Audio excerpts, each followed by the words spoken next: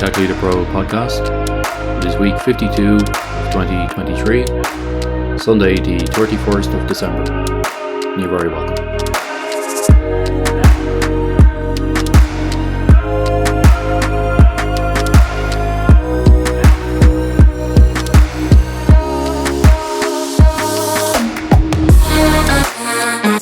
We made it, you guys.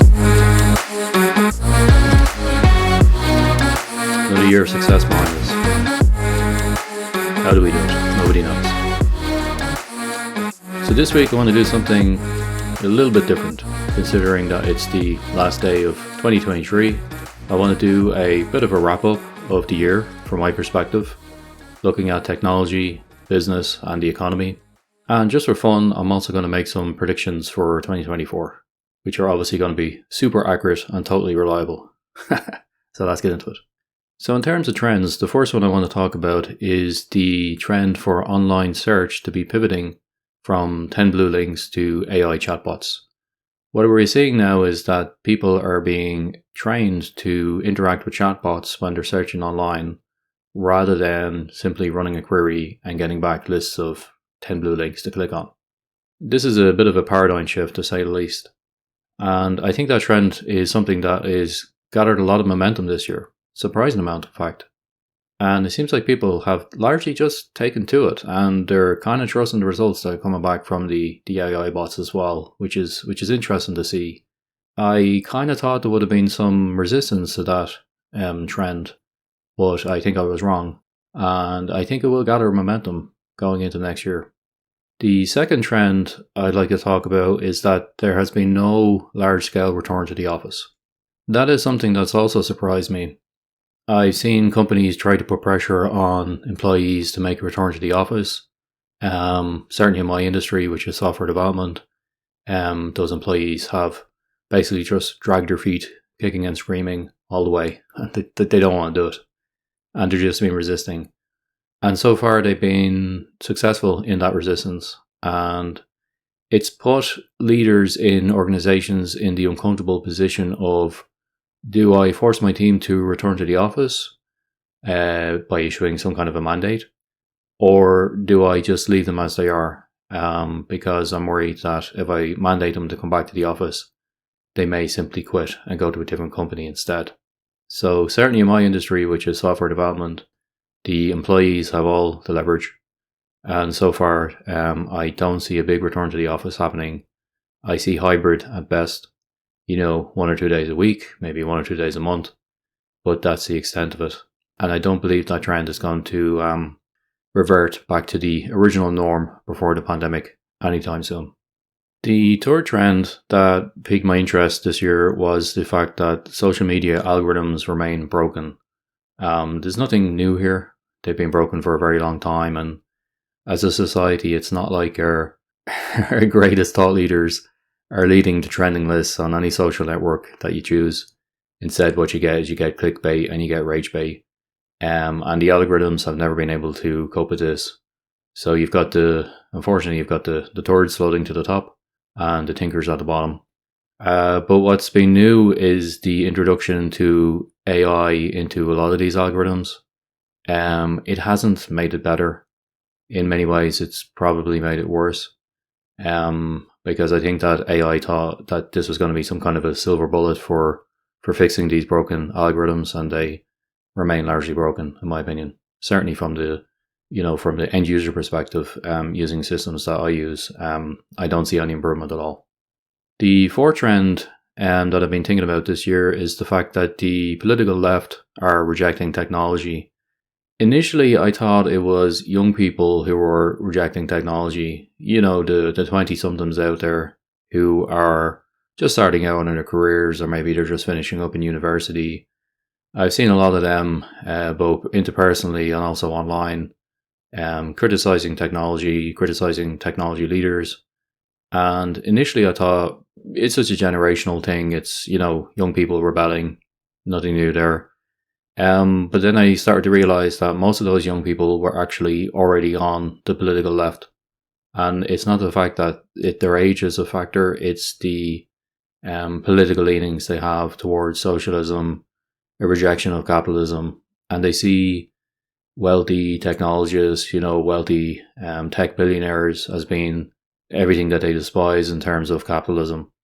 And they're not only rejecting, the capitalism side of things, but they're rejecting the fruits of those capitalist efforts as well.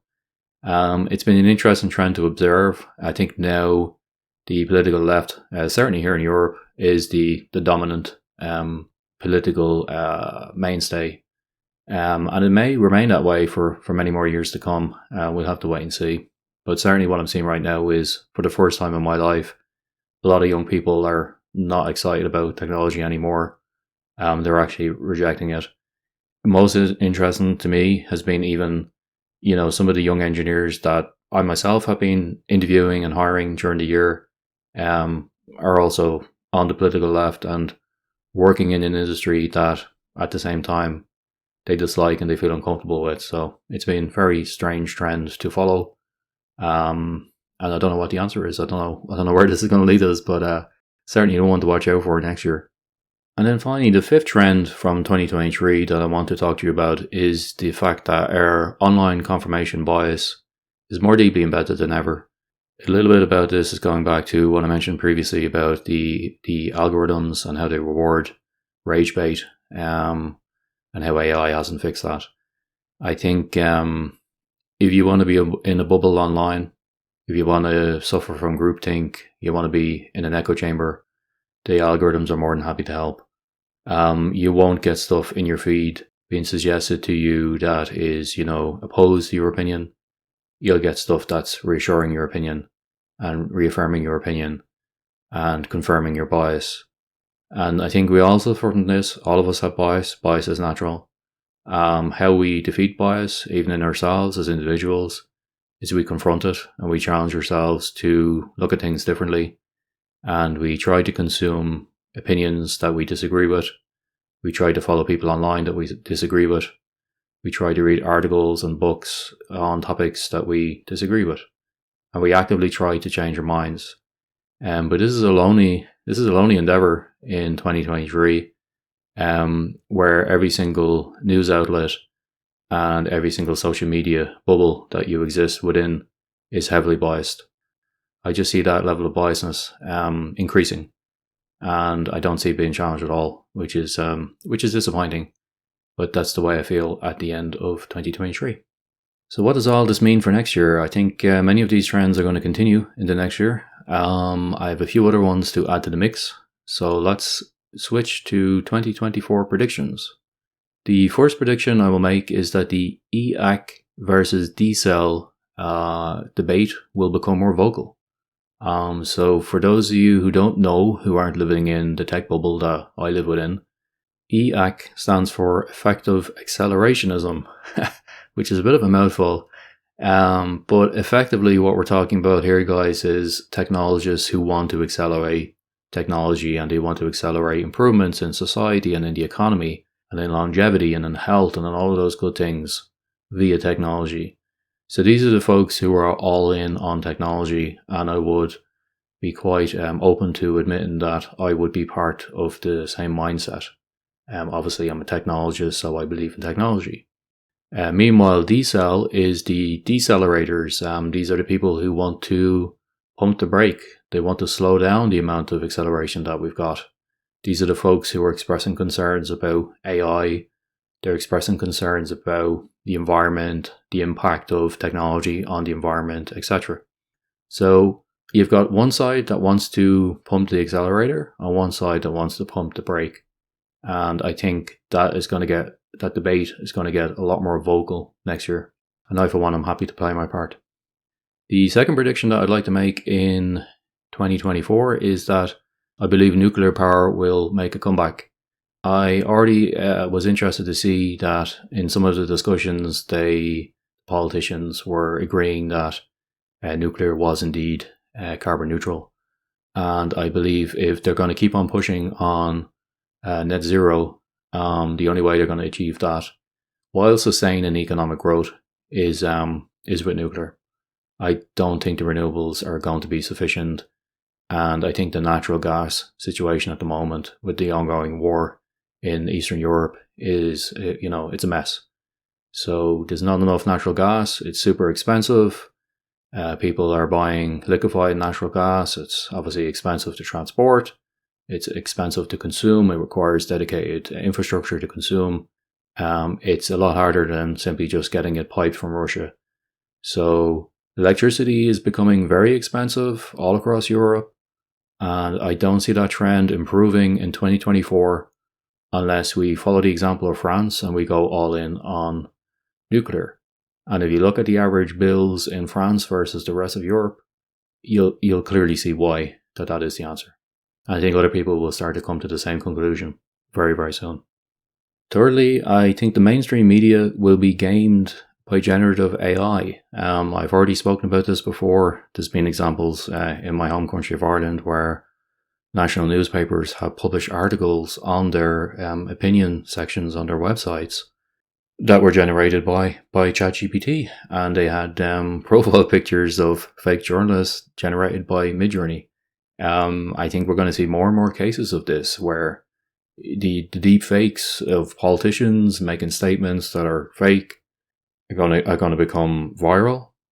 People aren't going to be sure whether it's real or not. The technology is getting so much better. And I think this is obviously terrifying to politicians, which will lead to my next point. But I think that, we're going to see more of this happening before they get a grip on it. And it's from someone from my perspective who is apolitical, I find it deeply amusing, to be frank. So I'm quite happy with our AI friends to be causing some confusion, because in all honesty, it's fun, and I don't think people should be freaking out about it, but people are freaking out about it, and they're going to bring in regulations to try to kill it. Which brings me on to point 4. The EU will continue to regulate tech. As I mentioned before, there is a lot of people on the left who don't like tech, and the majority of the European Parliament and the European Commission is made up by politicians from the left. So they have their hands on the levers in terms of regulations. You can see them already bringing in regulations for AI, for example, and they're just going to keep on doing this as long as they can. I think the only thing that's going to address that is when the makeup of those parliaments starts to swing back towards the centre. But at the moment, it's pretty far left, and they're socialists. They don't like capitalism. They don't like Silicon Valley Americans who are, billionaires controlling the platforms that they're running their politics on.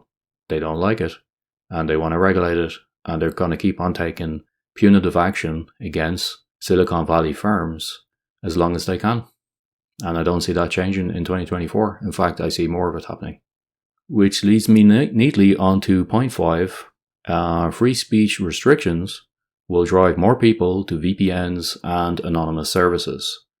Now, anybody who's listening to this podcast is probably a technologist, so they know what a VPN is. What I'm talking about here is I'm talking about the man and woman in the street starting to download and install VPNs for the first time, and starting to see this happening in Western Europe. This is kind of wild to me. I would have never expected to see this trend happening, but I can already see it happening, and it's not just to access Netflix. You're going to see people with anonymous accounts, using anonymous services, using VPNs to state their opinion on things online, because they're going to become afraid to state what they really think online using their real persona, because they're going to be worried they're going to be cancelled, they're going to be worried there's going to be some legal repercussions, they're going to be worried that they're going to lose their jobs. So it's having a chilling effect. These legislations that are coming in on hate speech and so forth, it's going to have a chilling effect on online dialogue. And rather than people, associating an opinion to their real persona in the real world, they're going to associate those opinions with anonymous personas. It's not going to stop. It's just simply going to go underground. And you're going to see more and more people learning about VPNs and downloading and installing VPNs. So I think if I was to make one investment tip in this list, it would be invest in VPN companies in 2024, because I think they're going to have a boom next year in terms of the amount of licenses that they're going to sell. So that's it, guys. These are my trends that I've been following in 2023, and these are my 2024 predictions. Please take all of this with a pinch of salt. It's not meant to be, it's not meant to be taken too seriously. It's just a bit of fun. Apart from that, what else have I been doing this week? I've been using some downtime to design my own web indexer to replace Apache Nutch. I've got to about 3 million pages indexed on grepper.org, my online search engine, but the index rate has slowed down dramatically. As the index is getting bigger, Nutch is getting slower at actually adding stuff to the index, so I was expecting the index to be a lot bigger by now. So what I'm going to do now instead is I'm actually going to design my own web indexer, and I'm going to code it myself, and I'm going to add it into my alpha framework, which is a open source framework for PHP you can find on GitHub. And this is obviously going to be a big project. It's going to take me a few months to complete next year, but I think it will be fun, and I'll keep on talking about it here, and I'll keep on posting about it on my blog, techleader.pro. In terms of media, I'm also enjoying this week. I'm still reading Shift by Hugh Howey, which is the second part of his Silo trilogy. That's really great. Strong recommendation. I've also started issue 2 of Aegeon, Science Fiction Illustrated. Aegeon is a science fiction anthology published quarterly. It's really, really fun. I would definitely recommend that as well. If you like classic pulp science fiction, you're going to love Aegeon, so definitely check it out. And then I've been spending a lot of time playing Cyberpunk 2077. It's the best RPG I've played probably ever at this stage. Really shot up in my opinion since all the improvements that they made with version 2.1 now. Also the new extension Phantom Liberty, which is great. It's a lot of fun. It is just, I'm lost in there. I put 30 or 40 hours in already, and I haven't even started the game. I've still got so much more to do.